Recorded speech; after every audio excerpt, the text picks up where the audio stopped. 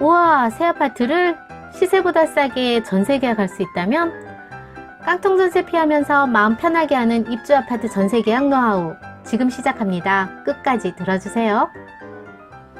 무주택자 입장에서는 당장의 주택 구입보다는 숨 고르고 청약을 노리거나 가격 하락을 좀 더 기다리면서 관망하자는 분위기로 갈 수밖에 없겠죠.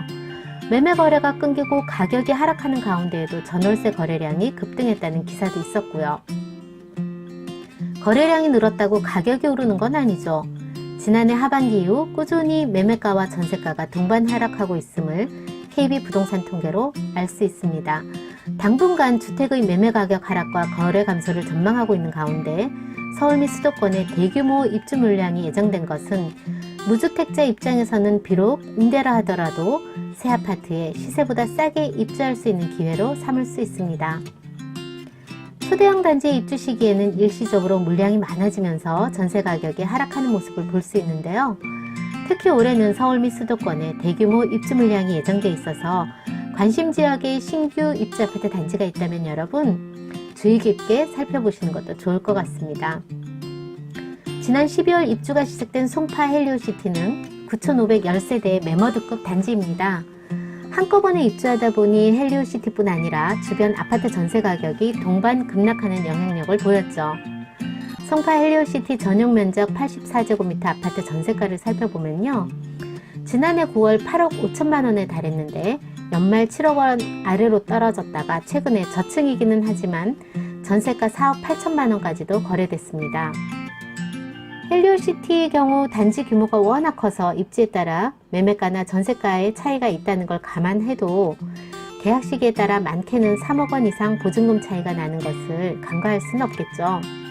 현재 헬리오시티 전용 84제곱미터의 전세 매물은 대부분 5억 원대 후반에서 6억 원대로 가격이 비교적 안정되는 모습입니다.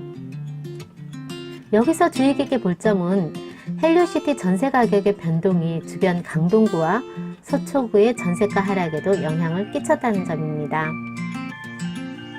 이처럼 입주 초기의 대단지 신규 아파트는 일시적으로 물량이 넉넉해서 비교적 좋은 전세 가격으로도 동이나 향, 층, 방향 등을 선택할 수 있어서 임차인의 선택폭이 상대적으로 넓다고 볼 수 있는데요.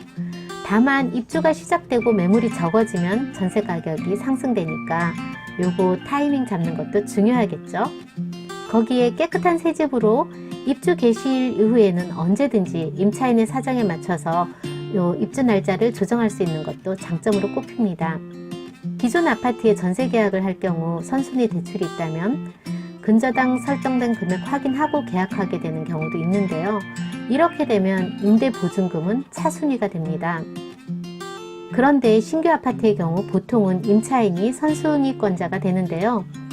이는 분양을 받은 수분양자, 즉 소유자가 임대보증금을 받아서 중도금과 잔금을 납부하고 소유권을 이전하는 경우가 많기 때문입니다.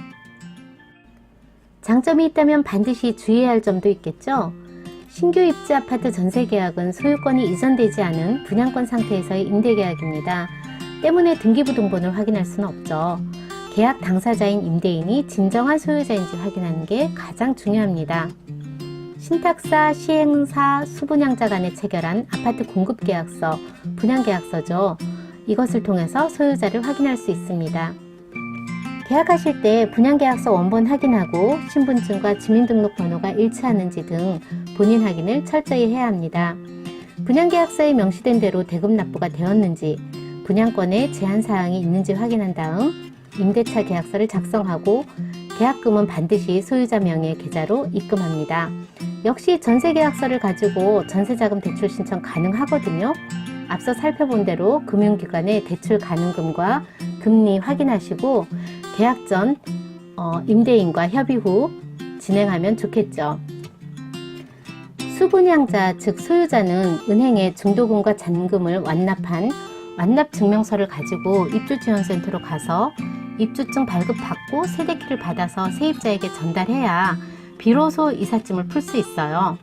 포인트는 잔금 전달인데요. 여러분, 가급적 소유자와 함께 은행에 가서 완납 증명까지 확인하고 함께 입주지원센터까지 동행하는 것이 바람직합니다. 잔금이 전달되었으면 바로 해당 동주민센터로 향해서 전입신고하시고 계약서에 확정일자 받는 것 잊지 마세요. 신규 입주 아파트는 완납을 했다 해서 바로 등기부등본으로 확인할 수는 없지만 주택임대차보호법에 따라 주택을 인도받고 전입신고를 마치면 그 다음 날로부터 제3자에게 대항력을 갖게 된다고 명시되어 있는 만큼 임차인에게 주어지는 대항력은 등기 여부와 상관이 없습니다.